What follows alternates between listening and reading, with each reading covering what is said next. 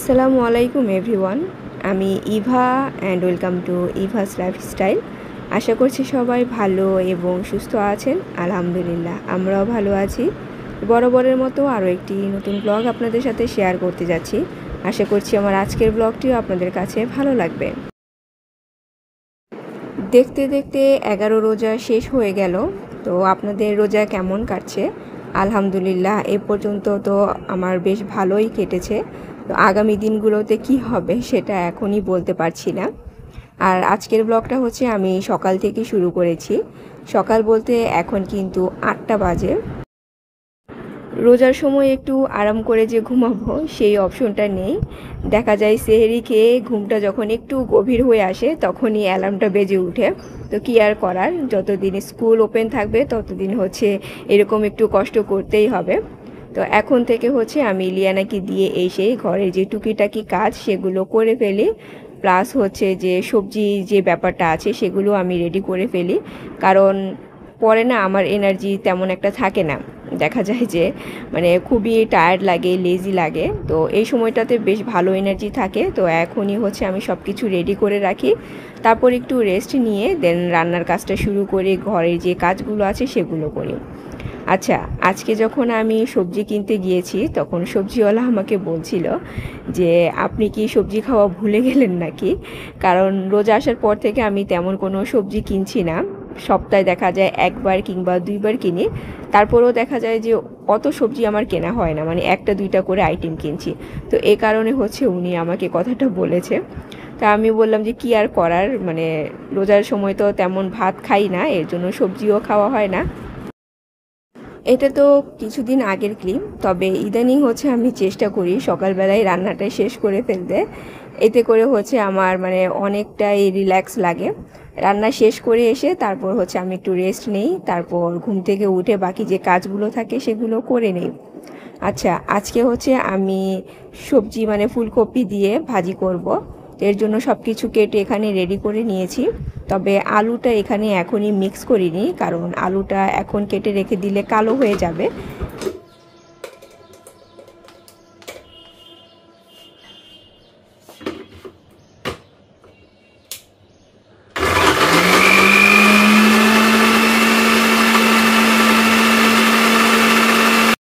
আজকে আমার প্ল্যান হচ্ছে যে কাঁচামরিচ দিয়ে স্যামন মাছ রান্না করব। তো সেহরির সময় দেখা যায় এই ধরনের একটু মুখরোচক খাবার খেতে বেশ ভালোই লাগে। তো এই ধরনের খাবার হলে আমি একটু ভাত খেতে পারি। তো এর জন্য আমি এখানে কাঁচামরিচটা আগে থেকে ব্লেন্ড করে রেখে দিয়েছি, মানে সিদ্ধ করে, যেন পরবর্তীতে আমি জাস্ট শুধু রান্না করতে পারি। তবে এখানে হচ্ছে শুধু কাঁচামরিচটা আমি ব্লেন্ড করতে পারিনি, কারণ জাস্ট কয়েকটা কাঁচামরিচ ব্লেন্ডারে আমারটা ব্লেন্ড হয় না ভালো মতো। এর জন্য এখানে হচ্ছে আমি একটা পেঁয়াজ অ্যাড করেছি যেন সুন্দর মতো ব্লেন্ড হয়ে যায়। আর এটাকে হচ্ছে আমি এখন ফ্রিজে রেখে দিব।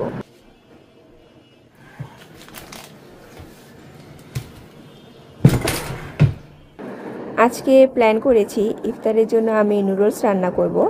তো এখানে তো নুডলসের জন্য যা যা দরকার আমি কেটে নিয়েছি, যেমন হচ্ছে বাঁধাকপি, গাজর, ক্যাপসিকাম, পেঁয়াজ কলি, রসুন কুচি, কাঁচামরিচ কুচি, পেঁয়াজ। আগে থেকে এগুলো কেটে ফ্রিজে রেখে দিলে রান্নার কাজটা কিন্তু খুবই ইজি হয়ে যায়। আর এমনিতেও রান্না করতে কিন্তু তত একটা বেশি কষ্ট হয় না, রান্নার আগে পরে যে কাজগুলো থাকে সেগুলো করতে হচ্ছে সবচেয়ে বেশি কষ্ট। এগুলো যদি আগে থেকে মানে করে রাখা যায় কিংবা কেউ করে দেয় তখন রান্নাটা খুবই ইজি হয়ে যায়। তো বিকেলবেলাতে এমনিতে একটু রাশ পড়ে যায় আরও অন্যান্য জিনিস এটা সেটা রেডি করা। তো এর জন্য আগে থেকে এরকম মানে জিনিসপত্র কেটে রেখে দিলে সব কিছু রেডি থাকলে পরে হচ্ছে জাস্ট রান্না করলেই হয়ে যায়।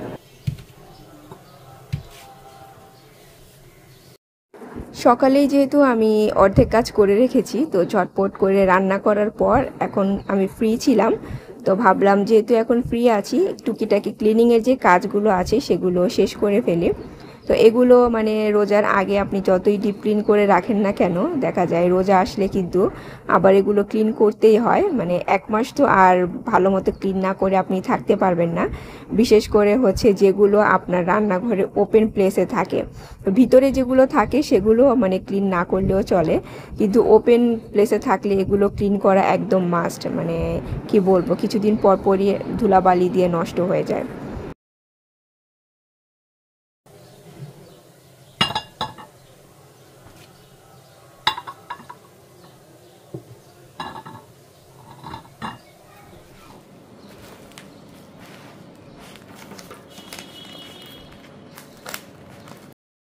আচ্ছা, আমার মোস্ট এক্সপেক্টেড জিনিসটা আজকে আমি হাতে পেয়েছি, যেটার জন্য আমি অনেক দিন ওয়েট করছিলাম। আর রোজার শুরুর দিকে আমি আপনাদেরকে বলেছিলাম যে আমি দারাজে মানে একটা জিনিস অর্ডার দিয়েছিলাম, কিন্তু আনফর্চুনেটলি সেটা আমি আর পাইনি। তো পাইনি দেখে আমি যে আবার অনলাইনে অর্ডার দিয়েছিলাম সেটাও আপনাদেরকে বলেছিলাম। তো ডেলিভারি দেওয়ার কথা ছিল 3 দিনের মধ্যে, কিন্তু সেটা তো আর ডেলিভারি দেয়নি। আমার মানে এটা হাতে পেতে পেতে মানে কি বলে সেটা 10-12 দিন লেগে গিয়েছে, কারণ তাদের নাকি অনেক প্রেশার ছিল, মানে এই জিনিসের প্রতি অনেক বেশি নাকি ইন্টারেস্ট ছিল। তো যাই হোক, মানে আমি যে হাতে পেয়েছি এতে আমি অনেক খুশি। তবে দারাজে আমি যেইটা দেখেছিলাম সেইটা কিন্তু অনেক বেশি সুন্দর ছিল। আর সুন্দর যেমন ছিল তেমনি দামটাও বেশি ছিল। ওইখানের দামটা ছিল হচ্ছে আপনার 1760 টাকা। আর আমি অনলাইন থেকে আজকে যেটা কিনেছি এটার প্রাইস হচ্ছে 760 টাকা। তো দাম যেমন, জিনিসও এরকম সুন্দর ছিল। আর এটার দাম যেমন, এটা দেখতেও তেমন। তবে মন্দের ভালো, মানে চলে আর কি। তবে আমি দারাজেরটা যদি পেতাম সবচেয়ে বেশি খুশি হতাম। তো যাই হোক, কি পেয়েছি সেটা এখন আমি আপনাদেরকে দেখিয়ে দেই। হয়তোবা অনেকে এই জিনিস এখন অনলাইনে অনেক দেখছেন, কারণ এটা অনেক বেশি মানে ফেমাস হয়ে গিয়েছে। এখন হচ্ছে মোটামুটি অনেকগুলো অনলাইন পেজে আমি এই ধরনের জিনিসটা দেখলাম রামাদানের জন্য। আমি এই জিনিসটা গত বছর থেকে কিনতে চাচ্ছিলাম, কিন্তু এমন সময় অর্ডার প্লেস করতে যাই দেখা যায় যে হাতে টাইম মতো পাবো না, এর জন্য আর কেনা হয়নি। তো এবার আগে ভাগে অর্ডার দিয়েছিলাম, তারপরও মানে আনফর্চুনেটলি পেলাম না। তো এটা হচ্ছে মানে দারাজে যেটা দেখেছিলাম সেটার শেপটা হচ্ছে আপনার আরেকটু বেশি, মুন যে শেপটা সেইটা একটু বড় ছিল, মানে আপনি বেশ ভালো অনেক জিনিসই রাখতে পারবেন। মানে মোট কথা হচ্ছে মুন আর স্টার দুইটা আলাদার মতো ছিল আর কি। আর এখানের মুন শেপের যেই মানে কি বলে সেটা মানে জায়গাটুকু, এটা একটু বেশি চিপা, মানে ওইরকম করে জিনিসপত্র তেমন একটা রাখা যায় না। আর কালারটাও হচ্ছে আপনার একটু বার্নিশ করা টাইপের কালার। তো যাই হোক, আপাতত হচ্ছে আমি যে পারপাসে কিনেছি সেই পারপাসটা আমার ফুলফিল হবে, এতে আমি খুশি। তবে ছবিতে যেমন দেখেছিলাম এই সার্ভিং ডিশটা আমি কিন্তু হাতে ঠিক তেমনই পেয়েছি, কোনো রকমের কোনো প্রবলেম ছিল না এবং সাইজটাও পারফেক্ট ছিল। তো যাই হোক, এখানে হচ্ছে আমি আজকে ইফতারের জন্য চিকেন স্কিওয়ার্স বানাচ্ছি।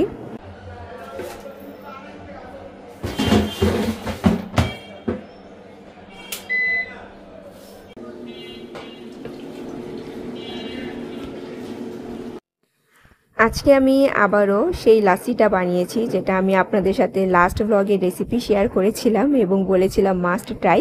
তো আমার এই রেসিপি দেখে রূপালী আপু বলছিলেন যে আপু নাকি ট্রাই করেছেন, মানে আমার রেসিপি দেখে আপু বানাননি, আমি ব্লগ দেওয়ার আগেই হচ্ছে আপু ট্রাই করেছেন। তবে আপু হচ্ছে 2টা নাকি স্ট্রবেরি ইউজ করেছিলেন। আর উনি বলল যে আসলেই এই লাসিটা খেতে খুবই মজার হয়েছে, মানে সত্যি আপু এটা খেতে আসলেই অনেক মজা। তারপর হচ্ছে আমার ভাগ্নি এটা বাসায় ট্রাই করেছিল আমার রেসিপি দেখে, পরে আমাকে মানে বলছিল যে আন্টি এই লাচ্ছিটা খেতে কিন্তু খুবই মজার ছিল, আম্মু বলছিল যে সবসময় এইরকম লাচ্ছি বানাতে। তো আপনারা যারা এখনও পর্যন্ত ট্রাই করেননি বাসায় ট্রাই করে দেখতে পারেন, আসলেই এটা খেতে কিন্তু খুবই মজার হয়। আর লিয়ানা তো অলমোস্ট প্রতিদিনই এই লাচ্ছি খাওয়ার জন্য অস্থির হয়ে থাকে, মানে একবার খেয়ে তারপর আবার বলবে যে মামুনি আবার কবে বানাবে, তার কাছে এতই নাকি ভালো লেগেছে। তো আমি হচ্ছে এখানে যে আমি সার্ভিং ডিশটা কিনেছি সেটা হচ্ছে ফ্রুটস দিয়ে সাজিয়ে নিয়েছি। তবে আমি মানে ওয়াইড করে যে ক্লিপটা নিয়েছিলাম, তো মানে সেই ক্লিপটা হচ্ছে লাইটের কারণে না ব্লিঙ্ক করছিল।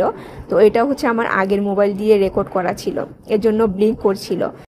তো ভাবলাম রিলসের জন্য যেটা বানিয়েছি সেটাই আপনাদের সাথে শেয়ার করি, অযথা এত ব্লিঙ্ক করছিল যে ওইটা আর মানে আপনাদেরকে দেখাতে আমার একদমই ইচ্ছে করছিল না।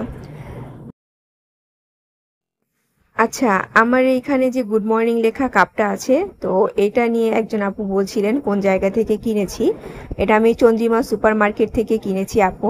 তো দেখা যায় যে মানে প্রতিটা ব্লগেই এটা সেটা নিয়ে আমি বেশ কয়েকটা কমেন্ট পাই, কিন্তু রোজার জন্য দেখা যায় রেসিপি শেয়ার করা অন্যান্য কথা বলতে বলতে আমার সেই কমেন্টের রিপ্লাইগুলো আর দেওয়া হয়ে ওঠে না।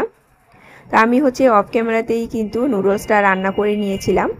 আর যে চিকেন স্কিওয়ার্স বানিয়েছিলাম সেগুলোকে হচ্ছে আমি মানে টমেটো সস আর বিবিকিউ সস দিয়ে একটু মানে কি বলে সেটাকে কোট করে নিয়েছি। আর এখন উপরে একটু দেখা সৌন্দর্যের জন্য সেজিমি সিড দিয়ে দিচ্ছি। আর এখানে হচ্ছে আমি নুডলসের সাথে খাওয়ার জন্য একটা চাটনির মতো বানিয়েছি টক দই দিয়ে।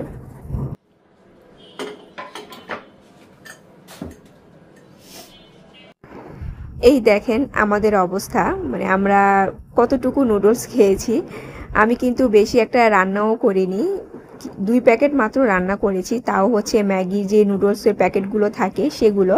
আর ওই ম্যাগি নুডলসের প্যাকেটে কিন্তু পরিমাণে অত বেশি একটা থাকে না। তো সেই 2 প্যাকেট রান্না করার পরও মানে এতগুলো লেফট ওভার রয়ে গিয়েছে। তা আমি যখন প্লেটে এগুলো ঢেলে রাখছিলাম তখন ভাবছিলাম যে তাহলে আমরা খেলাম কি। আমার তো মনে হচ্ছে পুরো 2 প্যাকেট নুডলস বুঝি এখানেই রয়ে গিয়েছে। এরপর মনে হলো যে না, বেশ ভালোই হয়েছে, কারণ আমি হচ্ছে সেহরিতে খেতে পারবো, প্লাস হচ্ছে লিয়ানা স্কুলে যাওয়ার সময় ওকেও মানে ব্রেকফাস্টে দিয়ে দিতে পারবো। তো আর আমি কিন্তু মনে করেন এই নুডলস পরবর্তী 2 দিন পরে হচ্ছে সেহরিতে খেয়েছি।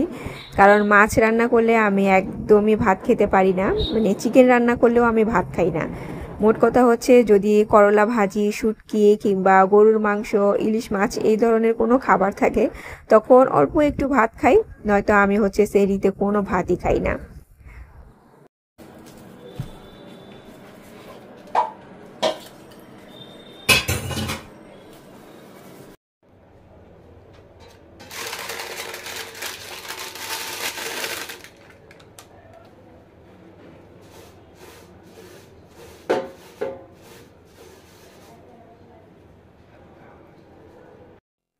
মাঝে মধ্যে ইফতারের পর এত কাজ থাকে যে খুবই বিরক্ত লাগে। তো থালাবাটি ওয়াশের কাজ তো আমি আপনাদেরকে বলি যে আরএম করে, কিন্তু এই ধরনের জিনিসপত্র বের করলে তখন গুছিয়ে রাখতে রাখতে মানে আমার খুবই বিরক্ত লেগে যায়, কিন্তু করার তো কিছুই নেই, করতে হবে। আমি যতই টায়ার্ড থাকি আর যতই বিরক্ত লাগুক না কেন, এই ধরনের কাজ ফেলে রেখে আমি কেন জানি বসে বসে রেস্ট নিতে পারি না। মানে সব কাজ শেষ করার শেষে তো হচ্ছে আমি একটু রিল্যাক্সভাবে বসতে পারি, এটা আমার সব সময়ের অভ্যাস। তো টুকিটাকি কাজ তো চলছে আর চলবে, সব কিছু তো আর একটা ব্লগে দেখানো পসিবল না। আজকে আপাতত এতটুকুই থাক, আর আমি আপনাদের কাছ থেকে বিদায় নিয়ে নিচ্ছি। Take care and always love ইউর সেলফ। আল্লাহ হাফেজ।